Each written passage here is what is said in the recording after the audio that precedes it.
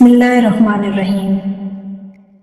دوستو، آج کی اس ویڈیو میں ہم نبی کریم صلی اللہ علیہ وسلم کے ان معجزات کا تفصیلی تذکرہ کریں گے جو نہ صرف حضرت حلیمہ سعدیہ رضی اللہ تعالیٰ عنہ نے اپنی آنکھوں سے ملاحظہ فرمائے بلکہ باقی لوگوں نے بھی آپ صلی اللہ علیہ وسلم کے ان معجزات اور برکات پر نظارہ کیا جو اللہ تعالیٰ نے حضرت حلیمہ سعدیہ رضی اللہ تعالیٰ عنہ کے گھرانے پر نازل فرمائی۔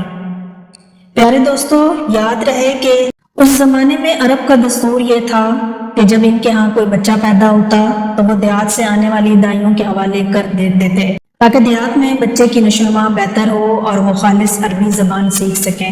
دائیوں کا قافلہ مکے میں داخل ہوا۔ انہوں نے ان گھروں کی تلاشی شروع کی جن میں بچے پیدا ہوئے تھے۔ اس طرح بہت سی دائیاں جناب عبد المطلب کے گھر بھی آئیں۔ نبی کریم صلی اللہ علیہ وسلم کو دیکھا، لیکن جب انہیں معلوم ہوا کہ یہ بچہ تو یتیم پیدا ہوا ہے تو اس ڈال سے چھوڑ کر آگے بڑھ گئیں کہ یتیم بچے کے گھرانے سے انہیں کیا ملے گا۔ اس طرح دائیاں آتی رہیں اور جاتی رہیں۔ کسی نے آپ کو دودھ پلانا منظور نہ کیا اور کرتی بھی کیسے۔ یہ سعادت تو حضرت حلیمہ کے حصے میں ہی آنا تھی۔ جب حلیمہ مکہ پہنچی تو انہیں معلوم ہوا کہ سب عورتوں کو کوئی نہ کوئی بچہ مل گیا ہے اور اب صرف وہ بغیر بچے کے رہ گئی ہیں اور اب کوئی بچہ باقی نہیں بچا۔ ہاں، ایک یتیم بچہ ضرور باقی ہے جسے دوسری عورتیں چھوڑ کر چلی گئی ہیں۔ حلیمہ سعدیہ نے اپنے شوہر عبداللہ ابن حارث سے کہا، خدا کی قسم مجھے یہ بات بہت ناگوار گزر رہی ہے کہ میں بچے کے بغیر جاؤں۔ دوسری سب عورتیں بچے لے کر جائیں، یہ مجھے طانے دیں گی، اس لیے کیوں نہ ہم اسی یتیم بچے کو لے لیں۔ عبداللہ بن حارث بولے، کوئی حرج نہیں، ہو سکتا ہے اللہ اسی بچے کے ذریعے ہمیں خیر و برکت عطا فرما دے۔ چنانچہ حضرت حلیمہ سعدیہ رضی اللہ تعالیٰ عنہ عبد المطلب کے گھر گئیں۔ جناب عبد المطلب اور حضرت آمنہ نے انہیں خوش آمدید کہا۔ پھر آمنہ انہیں بچے کے پاس لے آئیں۔ آپ اس وقت ایک اونی چادر میں لپٹے ہوئے تھے۔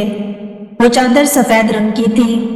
آپ کے نیچے ایک سبز رنگ کا ریشمی کپڑا تھا۔ آپ سیدھے لیٹے ہوئے تھے۔ آپ کی سانس کی آواز کے ساتھ مشک کی سی خوشبو نکل کر پھیل رہی تھی۔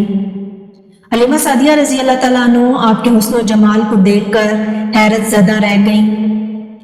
آپ اس وقت سوئے ہوئے تھے۔ انہوں نے جگانا مناسب نہ سمجھا، لیکن جو ہی انہوں نے پیار سے اپنا ہاتھ آپ کے سینے پر رکھا، آپ مسکرا دیے اور آنکھیں کھول کر ان کی طرف دیکھنے لگے۔ حضرت حلیمہ سعدیہ رضی اللہ تعالیٰ عنہ فرماتی ہیں، میں نے دیکھا آپ کی آنکھوں سے ایک نور نکلا جو آسمان تک پہنچ گیا۔ میں نے آپ کو گود میں اٹھا کر آپ کی دونوں آنکھوں کے درمیانی جگہ پر پیار کیا۔ پھر میں نے آپ کی والدہ اور عبد المطلب سے اجازت چاہی، بچے کے لیے قافلے میں آئی۔ میں نے آپ کو دودھ پلانے کے لیے گود میں لٹایا تو آپ دائیں طرف سے دودھ پینے لگے۔ پہلے میں نے بائیں طرف سے دودھ پلانا چاہا، لیکن آپ نے اس طرف سے دودھ نہ پیا۔ دائیں طرف سے آپ فوراً دودھ پینے لگے۔ بعد میں بھی آپ کی یہی عادت رہی، آپ صرف دائیں طرف سے ہی دودھ پیتے رہے، بائیں طرف سے میرا بچہ دودھ پیتا رہا۔ پھر قافلہ روانہ ہوا۔ حضرت حلیمہ سعدیہ رضی اللہ تعالیٰ عنہ فرماتی ہیں، میں اپنے خچر پر سوار ہوئی، آپ کو ساتھ لے لیا۔ اب جو ہمارا خچر چلا تو اس قدر تیز چلا کہ اس نے پورے قافلے کی سواریوں کو پیچھے چھوڑ دیا۔ پہلے وہ مریل ہونے کی بنا پر سب سے پیچھے رہتا تھا۔ میری خواتین ساتھی حیرانگی سے مخاطب ہوئی، اے حلیمہ، یہ آج کیا ہو رہا ہے؟ تمہارا خچر اس قدر تیز کیسے چل رہا ہے؟ کیا یہ وہی خچر ہے جس پر تم آئی تھی اور جس کے لیے ایک ایک قدم اٹھانا مشکل تھا؟ جواب میں ان سے کہا، بے شک یہ وہی خچر ہے، اللہ کی قسم اس کا معاملہ عجیب ہے۔ پھر یہ لوگ بنو سعد کی بستی پہنچ گئے۔ ان دنوں یہ علاقہ خشک اور قحط زدہ تھا۔ حلیمہ سعدیہ رضی اللہ تعالیٰ عنہ فرماتی ہیں، اس شام جب ہماری بکریاں چر کر واپس آئیں تو ان کے تھن دودھ سے بھرے تھے، جبکہ اس سے پہلے ایسا نہیں تھا۔ ان میں سے دودھ بہت کم اور بہت مشکل سے نکلتا تھا۔ ہم نے اس دن اپنی بکریوں کا دودھ دوہا تو ہمارے سارے برتن بھر گئے اور ہم نے جان لیا کہ یہ ساری برکت اس بچے کی وجہ سے ہی ہے۔ آس پاس کی عورتوں میں بھی یہ بات پھیل گئی، ان کی بکریاں بدستور بہت کم دودھ دے رہی تھی۔ غرض ہمارے گھر میں ہر طرف ہر چیز میں برکت نظر آنے لگی۔ دوسرے لوگ تعجب میں رہے۔ اس طرح 2 ماہ گزر گئے۔ 2 ماہ ہی میں آپ چلنے پھرنے بھی لگے۔ آپ 8 ماہ کے ہوئے تو باتیں کرنے لگے اور آپ کی باتیں سمجھ میں آتی تھیں۔ 9 ماہ کی عمر میں آپ بہت صاف گفتگو کرنے لگے۔ اس دوران آپ کی بہت سی برکات دیکھنے میں آئیں۔ حلیمہ سعدیہ فرماتی ہیں، جب میں آپ کو اپنے گھر لے آئی تو بنو سعد کا کوئی گھرانہ ایسا نہ تھا جس سے مشک کی خوشبو نہ آتی ہو۔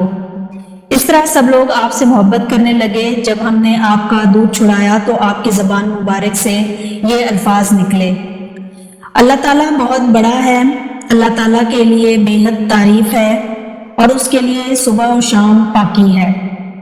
پھر جب آپ صلی اللہ علیہ وسلم 2 سال کے ہو گئے تو ہم آپ کو لے کر آپ کی والدہ کے پاس آئے۔ اس عمر کو پہنچنے کے بعد بچوں کو ماں باپ کے حوالے کر دیا جاتا ہے۔ ادھر ہم آپ کی برکات دیکھ چکے تھے اور ہماری آرزو تھی کہ ابھی آپ کچھ اور مدت ہمارے پاس رہیں۔ چنانچہ ہم نے اس بارے میں آپ کی والدہ سے بات کی۔ ان سے یوں کہا، آپ ہمیں اجازت دیجیے کہ ہم بچے کو 1 سال اور اپنے پاس رکھیں۔ میں ڈرتی ہوں کہ کہیں اس پر مکہ کی بیماریاں اور آب و ہوا کا اثر نہ ہو جائے۔ جب ہم نے ان سے بارہا کہا تو حضرت آمنہ مان گئیں اور ہم آپ کو پھر اپنے گھر لے آئے۔ جب آپ کچھ بڑے ہو گئے تو باہر نکل کر بچوں کو دیکھتے تھے، وہ آپ کو کھیلتے نظر آتے، آپ کے نزدیک نہ جاتے۔ ایک روز آپ نے مجھ سے پوچھا، امی جان کیا بات ہے، دن میں میرے بھائی بہن نظر نہیں آتے؟ آپ اپنے دودھ شریک بھائی عبداللہ اور بہنوں آسیہ اور شیمہ کے بارے میں پوچھ رہے تھے۔ حلیمہ رضی اللہ تعالیٰ عنہ فرماتی ہیں، میں نے آپ کو بتایا وہ صبح سویرے بکریاں چرانے جاتے ہیں، شام کے بعد گھر آتے ہیں۔ یہ جان کر آپ نے فرمایا، تب مجھے بھی ان کے ساتھ بھیج دیا کریں۔ اس کے بعد آپ اپنے بہن بھائیوں کے ساتھ جانے لگے اور خوش خوش جاتے اور واپس آتے۔ ایسے میں ایک دن میرے بچے خوفزدہ انداز میں دوڑتے ہوئے آئے اور گھبرا کر بولے، امی جان جلدی چلیے ورنہ بھائی محمد ختم ہو جائیں گے۔ یہ سن کر ہمارے تو ہوش اڑ گئے، دوڑ کر وہاں پہنچے۔ ہم نے آپ کو دیکھا، آپ کھڑے ہوئے تھے، رنگ اڑا ہوا تھا، چہرے پر زردی چھائی ہوئی تھی، اور یہ اس لیے نہیں تھا کہ آپ کو سینہ چاک کیے جانے سے کوئی تکلیف ہوئی تھی، بلکہ ان فرشتوں کو دیکھ کر آپ کی حالت ہوئی تھی۔ حلیمہ سعدیہ فرماتی ہیں کہ ہم نے آپ سے پوچھا کہ کیا ہوا تھا؟ آپ نے فرمایا، میرے پاس 2 آدمی آئے تھے، وہ سفید کپڑے پہنے ہوئے تھے، وہ دونوں حضرت جبرائیل اور حضرت میکائیل تھے۔ ان دونوں میں سے ایک نے کہا، کیا یہ وہی ہیں؟ دوسرے نے جواب دیا، ہاں یہ وہی ہیں۔ پھر وہ دونوں میرے قریب آئے، مجھے پکڑا اور لٹا دیا۔ اس کے بعد انہوں نے میرا پیٹ چاک کیا اور اس میں سے کوئی چیز تلاش کرنے لگے۔ آخر انہیں وہ چیز مل گئی اور انہوں نے اسے باہر نکال کر پھینک دیا۔ میں نہیں جانتا کہ وہ کیا چیز تھی۔ اس چیز کے بارے میں دوسری روایت میں یہ وضاحت ملتی ہے کہ وہ سیاہ رنگ کا ایک دانہ سا تھا۔ یہ انسان کے جسم میں شیطان کا گھر ہوتا ہے اور شیطان انسان کے بدن میں یہیں سے اثرات ڈالتا ہے۔ حلیمہ سعدیہ فرماتی ہیں کہ پھر ہم آپ کو گھر لے آئے۔ اس وقت وہ میرے شوہر عبداللہ بن حارث نے مجھ سے کہا، حلیمہ مجھے ڈر ہے کہ کہیں اس بچے کو کوئی نقصان نہ پہنچ جائے، اس لیے اسے اس کے گھر والوں کے پاس پہنچا دو۔ میں نے کہا کہ ٹھیک ہے۔ پھر ہم آپ کو لے کر مکہ کی طرف روانہ ہوئے۔ جب میں مکہ کے بلائی علاقے میں پہنچی تو آپ اچانک غائب ہو گئے، میں حواس باختہ ہو گئی۔ حضرت حلیمہ سعدیہ فرماتی ہیں کہ میں پریشانی کی حالت میں مکہ پہنچی۔ آپ کے دادا عبد المطلب کے پاس پہنچتے ہی میں نے کہا، میں آج رات محمد کو لے کر آ رہی تھی۔ جب میں بلائی علاقے میں پہنچی تو وہ اچانک کہیں گم ہو گئے۔ اب خدا کی قسم میں نہیں جانتی کہ وہ کہاں ہیں۔ عبد المطلب یہ سن کر فوراً کعبہ کے پاس کھڑے ہو گئے اور انہوں نے آپ کے مل جانے کے لیے دعا کی۔ پھر آپ کی تلاش میں روانہ ہوئے۔ ان کے ساتھ ورقہ بن نوفل بھی تھے۔ غرض دونوں تلاش کرتے کرتے تہیمہ کی وادی میں پہنچے۔ ایک درخت کے نیچے ایک لڑکا کھڑا نظر آیا۔ اس درخت کی شاخیں بہت گھنی تھیں۔ عبد المطلب نے پوچھا، لڑکے تم کون ہو؟ حضور صلی اللہ علیہ وسلم چونکہ اس وقت تک قد نکال چکے تھے اس لیے عبد المطلب پہچان نہ سکے۔ آپ کا قد تیزی سے بڑھ رہا تھا۔ جواب میں آپ نے فرمایا، میں محمد بن عبداللہ بن عبد المطلب ہوں۔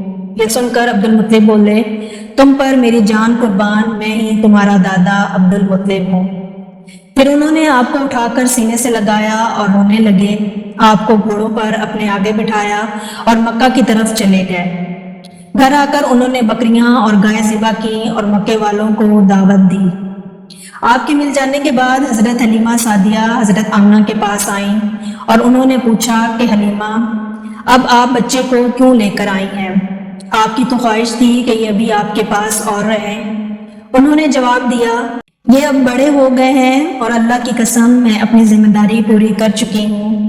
میں خوف محسوس کرتی ہوں کہ کہیں انہیں کوئی حادثہ نہ پیش آ جائے، لہٰذا انہیں آپ کے سپرد کرتی ہوں۔